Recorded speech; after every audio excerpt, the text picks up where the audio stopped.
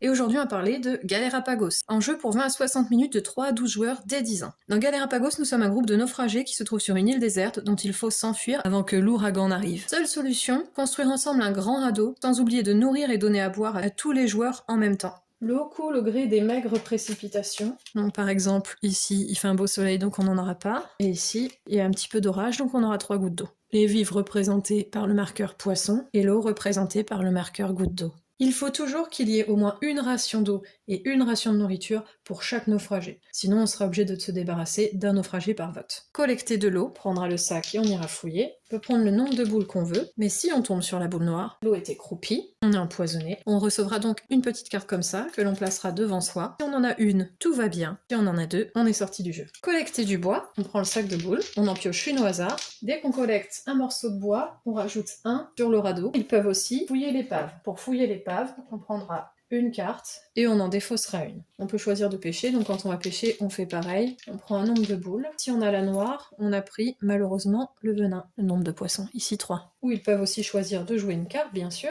Il y a des cartes qui doivent être défaussées et il y a des cartes qui sont permanentes. Les cartes permanentes sont indiquées avec un liseré marron juste en bas. Elles sont juste défaussées si son propriétaire est éliminé. À la fin de n'importe quel tour, tous les joueurs survivants peuvent embarquer sur le radeau. Pour pouvoir embarquer, il faut respecter les conditions de place suffisantes sur le radeau. Mais pas seulement, il faudra avoir 2 rations d'eau et de nourriture par survivant. Sachant que la carte tornade arrive aléatoirement dans les cartes météo. Et que dès que la carte météo ouragan est retournée, le radeau doit quitter l'île à la fin du tour, sinon tous les joueurs perdent. Si tous les joueurs meurent de soif ou de faim à la fin d'un tour, tous les joueurs ont perdu. À la fin de la partie, le ou les joueurs qui parviennent à quitter l'île à temps gagnent. À vous de jouer!